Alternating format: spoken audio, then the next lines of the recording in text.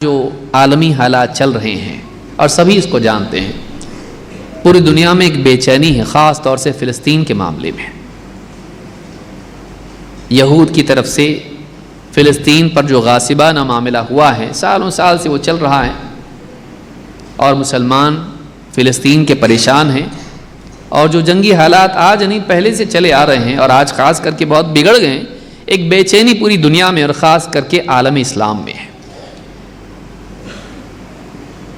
اس میں میڈیا بھی اپنے طور پر رول ادا کرتی ہے، طاقتور میڈیا ملکوں کی جو ہے وہ اپنے اپنے طور پر خبروں کو پیش کرتی ہے، اور جس کے پاس طاقت ہے، جس کے پاس ٹیکنالوجی ہے، وہ نہ صرف حکومتی سطح پر فوجوں بلکہ عوام کے لیے بھی، سیویلینز کے لیے بھی اپنی طاقت استعمال کرتی ہے۔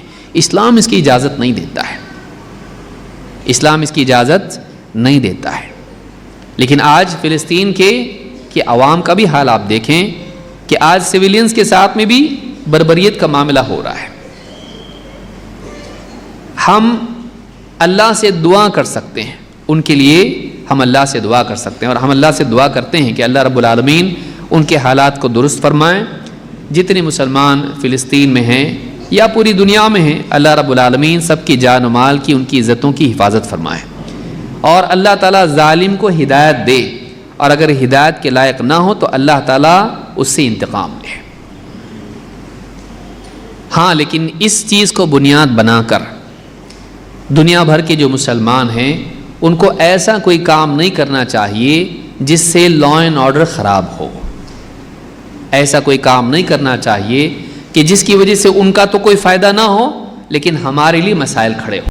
بعض اوقات مسلمان جذبات میں آ کے ایسا کام کرتے ہیں جس سے ان کا تو مسئلہ حل نہیں ہوتا ہے، لیکن خود ہمارے لیے، مسلمانوں کے لیے، ہمارے ملک میں یا کسی بھی ملک میں مسائل کھڑے ہو جاتے ہیں۔ جذباتی نہیں بننا چاہیے، جذباتی نہیں بننا چاہیے کہ ہم لوگ ایسی حرکتیں کریں جس سے نقصان ہو۔ تو ان کے لیے کیا کر سکتے ہیں؟ ان کے لیے اللہ سے دعا کر سکتے ہیں۔ مسلمان کو اپنی تنہائی میں یا جہاں بھی موقع ملے اللہ تعالیٰ سے اپنے لیے، ان کے لیے، سارے لوگوں کے لیے، بلکہ پوری دنیا کے والوں کے لیے ہم کو دعا کرنا چاہیے کہ اللہ تعالیٰ ہمارے ملک میں اور سارے ملکوں میں امن و امان قائم کرے۔ اللہ رب العالمین جتنے بھی دنیا کے ملک ہیں، چاہے وہ مسلم ملک ہو یا کوئی بھی ملک ہو، جہاں کہیں لوگ بستے ہیں، اللہ تعالیٰ وہاں پر امن و امان کے حالات پیدا کرے، اس لیے کہ امن سماج کی فلاح کے لیے بہت ضروری ہے۔ جنگی حالات اس سے نقصان ہوتا ہے، اور پھر وہاں پر ہوتا کیا ہے، یہ اس کو تباہ کرتا ہے، وہ اس کو تباہ کرتا ہے، اور پھر اس کے بعد میں بڑے ملک بیچ میں آ کے بس مت لڑو، لیکن تباہی جو ہو چکی وہ تو ہو گئی، جان و مال کا جو نقصان ہونا تھا وہ ہو گیا، پھر واپس سے الف با تا سے شروع کرنا پڑتا ہے۔ تو جنگوں سے فائدہ نہیں ہوتا ہے، جنگوں سے فائدہ نہیں ہوتا ہے، امن و امان میں خیر ہے۔ تو مسلمانوں کو ہمیشہ اس بات کی دعا کرنا چاہیے کہ اللہ تعالیٰ ہمارے ملک میں بھی اور دنیا بھر میں بھی امن و امان کے حالات پیدا کرے، اور ظالم کو اللہ ہدایت دے، اور اگر ہدایت کے لائق نہیں ہو تو اللہ تعالیٰ اس کے لیے، جو اللہ جانتا ہے اس کے لیے کیا فیصلہ کرنا چاہیے، اللہ وہی فیصلہ کرے اس کے لیے۔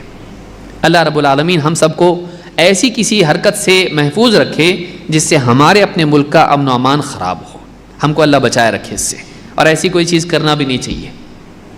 شور شرابے، توڑ پھوڑ یا اس طرح کی کچھ بھی چیزیں یا بھڑکاؤ باتیں کرنا، اس سے بچنا چاہیے۔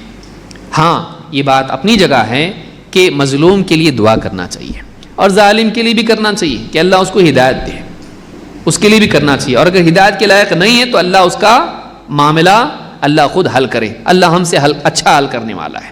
ہم کیا کر سکتے ہیں بھائی؟ ہم کچھ بھی نہیں کر سکتے، لیکن اللہ جو کر سکتا وہ کوئی نہیں کر سکتا۔ اللہ اپنی طرف سے اس کا فیصلہ کرے۔